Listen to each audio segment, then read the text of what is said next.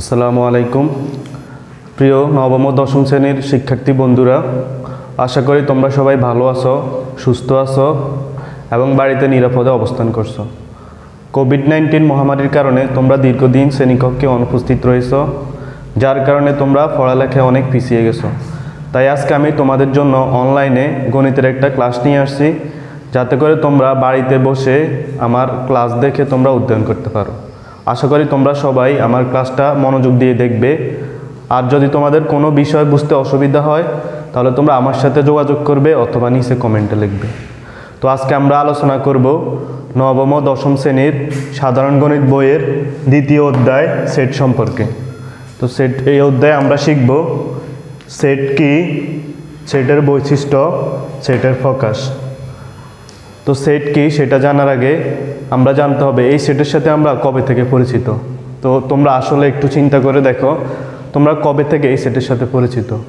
তো আমি বলবো তোমরা তোমাদের শিক্ষা জীবনের শুরু থেকে এই সেটের সাথে পরিচিত। এবং সেটা কিভাবে পরিচিত দেখো, তুমি যখন প্রতি বছর নতুন ক্লাসে উঠো তখন কিন্তু তোমার হাতে এক সেট বই তুলে দেওয়া হচ্ছে। তুমি সেট কথাটির অর্থ বুঝো আর না বুঝো, তুমি কিন্তু বুঝতেছ তোমাকে এক সেট বই দেওয়া হয়েছে। অর্থাৎ এখানে আমরা সেট শব্দটি না বুঝে ইউজ করে ফেলতেছি। তাহলে আসো সেট বলতে আমরা কি বুঝি। তো সেট বলতে বোঝায় সুসংজ্ঞায়িতভাবে কোনো একটি বস্তুর একটি সুনির্দিষ্ট সংগ্রহ। আমি আবার বলতেছি, সুসংজ্ঞায়িতভাবে কোনো একটি বস্তুর একটি সুনির্দিষ্ট সংগ্রহ। তো সংজ্ঞাটা তোমাদের কাছে একটু কমপ্লেক্স মনে হবে। তো এখন আমরা দেখব ম্যাথমেটিক্যালিভাবে এটাকে কিভাবে প্রেজেন্ট করা যায়।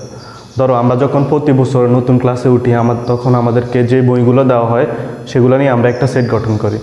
ধরো আমরা একটা সেট নিই, এ সমান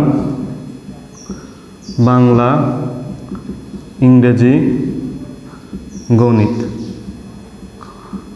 তাহলে দেখো আমাদেরকে যে বইগুলো দেওয়া হয় সেগুলো থেকে আমরা তিনটা বিষয় নিয়ে একটা সেট গঠন করছি এ।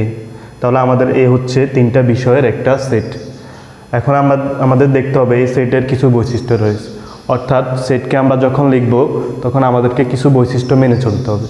তো সেটের বৈশিষ্ট্যগুলো কি দেখো, আমরা যখন সেটকে লিখব তখন আমাদেরকে অবশ্যই ইংরেজি বর্ণমালার বড় হাতের অক্ষর দিয়ে প্রকাশ করতে হবে। তুমি যে কোনো সেটকে লেখো না কেন তোমাকে অবশ্যই লক্ষ্য রাখতে হবে সেটা যেন ইংরেজি বর্ণমালার বড় হাতের অক্ষর হয়। দেখো তুমি যদি এখানে ছোট হাতের অক্ষর লেখো তাহলে সেটা তোমার সেট হিসাবে গণ্য হবে না। তারপরে যখন আমরা সেটকে লিখব তখন আমাদের সেটের উপাদানগুলোকে আমাদের দ্বিতীয় বন্ধনী দ্বারা আবদ্ধ করতে হবে। অর্থাৎ আমরা যে সেটের উপাদানগুলো লিখব সেগুলোকে আমরা দ্বিতীয় বন্ধনী দ্বারা আবদ্ধ করব। তারপরে আমাদের সেটের যে উপাদানগুলো থাকবে সেগুলোর মধ্যে আমাদেরকে পৃথক করার জন্য কমা দিতে হবে। অর্থাৎ সেটের উপাদানগুলোকে সেপারেট করার জন্য তাদের মাঝখানে কমা চিহ্ন ইউজ করতে হবে। তুমি যদি এই বৈশিষ্ট্যগুলোর যে কোনো একটা মিসিং করো তাহলে তোমার সেটা সেট হিসেবে গণ্য হবে না। তাহলে আমি আবার বলতেছি, সেটকে আমরা কিভাবে লিখব। প্রথমে আমরা সেটকে প্রকাশ করব ইংরেজি বর্ণমালার বড় হাতের অক্ষর দিয়ে। তারপরে সেটের উপাদানগুলোকে আমরা দ্বিতীয় বন্ধনী দ্বারা আবদ্ধ করব। তারপরে সেটের উপাদানগুলোর মধ্যে আমরা কমা চিহ্ন ব্যবহার করব। এভাবে আমরা একটা সেটকে প্রকাশ করব। সেটের আমাদের আরও একটা গুরুত্বপূর্ণ বৈশিষ্ট্য রয়েছে, সেটা হচ্ছে আমরা যখন সেটকে লিখব তখন সেটের মধ্যে একই জাতীয় উপাদান দুইবার লেখা যাবে না। অর্থাৎ আমাদের যদি সেটের মধ্যে কোনো উপাদান একই জাতীয় উপাদান দুইবার বা ততোধিকবার থাকে তাহলে আমরা সেটা মাত্র একবার লিখব। দেখো সেটা আমি উদাহরণের মাধ্যমে তোমাদেরকে দেখাই। আমি যদি এখানে একটা ওয়ার্ড লিখি ম্যাথমেটিক্স, এখন যদি আমি তোমাকে বলি তুমি এই শব্দটার মধ্যে যে লেটারগুলো আছে সেগুলো দিয়ে একটা সেট গঠন করো, তাহলে তুমি কিভাবে করবা। তাহলে প্রথমে আমরা এই সেটের একটা নাম দিব এম ইকুয়াল, এম দিয়ে আমরা একটা উপাদান নিব, তারপরে এ দিয়ে একটা, তারপরে টি দিয়ে একটা, এইচ দিয়ে একটা, ই দিয়ে একটা।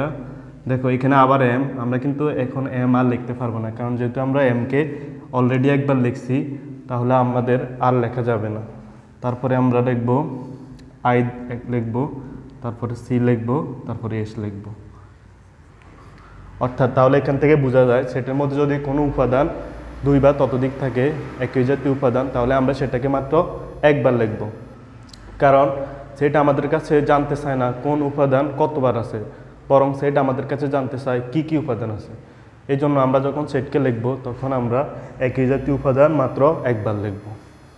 তো এখন আমরা শিখব সেটকে কয় ভাগে প্রকাশ করা যায়। তো আমরা জানি সেটকে দুই ভাগে প্রকাশ করা যায়, একটা হচ্ছে তালিকা পদ্ধতি বা টেবুলার মেথড, আরেকটা হচ্ছে সেট গঠন পদ্ধতি বা বিল্ডার মেথড। তো তালিকা পদ্ধতি হচ্ছে যদি কখনো সেটের উপাদানগুলো নির্দিষ্ট করে বলা থাকে, অর্থাৎ সেটের মধ্যে কি কি উপাদান আছে সেটা নির্দিষ্ট করে বলা থাকে, তাহলে সেটাকে আমরা বলবো তালিকা পদ্ধতি। আর যদি কখনো সেটের উপাদানগুলো নির্দিষ্ট করে বলা না থাকে, বরং সাধারণ কোনো ধর্মের উল্লেখ থাকে, তাহলে সেই পদ্ধতিকে আমরা বলবো সেট গঠন পদ্ধতি বা বিল্ডার মেথড। তো এখন আমরা এটাকে উদাহরণের মাধ্যমে বোঝার চেষ্টা করি। তো আমি একটা সেট নিই, এ সমান স্বাভাবিক সংখ্যার প্রথম 5টি উপাদান নিয়ে 1 2 3 4 5। দেখো এখানে আমি একটা সেট লিখছি 1 2 3 4 5। দেখো আমাদের এই সেটের মধ্যে প্রত্যেকটা উপাদান নির্দিষ্ট করে বলা আছে, অর্থাৎ এখানে আমরা দেখতে পাচ্ছি আমাদের কি কি উপাদান আছে সেটা নির্দিষ্ট করে বলা আছে। এখানে আমাদের 5টা উপাদান আছে 1 2 3 4 5। তাহলে যদি কখনো এর সেটকে এভাবে প্রকাশ করা হয়, অর্থাৎ উপাদানগুলোকে নির্দিষ্ট করে বলা থাকে, তাহলে সেই পদ্ধতিকে আমরা বলবো তালিকা পদ্ধতি।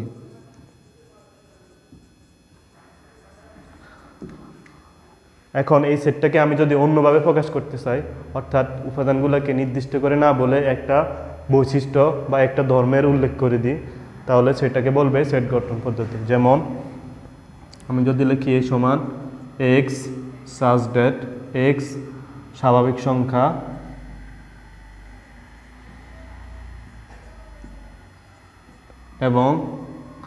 এবং সেটা রেঞ্জ হচ্ছে 1 থেকে 5 পর্যন্ত।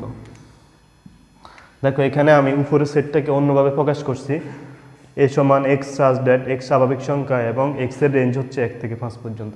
তাহলে দেখো আমাদের উপরের সেট আর নিচের সেট একই, তবে এখানে উপাদানগুলো নির্দিষ্ট করে বলা নেই। তাহলে যদি কখনো আমাদের অর্থাৎ কোনো সেটের উপাদানগুলো নির্দিষ্ট করে বলা না থাকে, বরং সাধারণ কোনো ধর্মের উল্লেখ থাকে, তাহলে সেই পদ্ধতিকে আমরা বলবো সেট গঠন পদ্ধতি বা বিল্ডার মেথড। তো আশা করি তোমরা সবাই আমার ক্লাসটা বুঝতে পারছো। যদি তোমাদের কোনো বিষয় বুঝতে অসুবিধা হয়, তাহলে তোমরা আমার সাথে যোগাযোগ করবে অথবা নিচে কমেন্টে জানাবে। তো তোমরা সবাই ভালো থাকবে, সুস্থ থাকবে এবং নিরাপদে থাকবে। তো দেখা হবে তোমাদের সাথে পরবর্তী ভিডিওতে।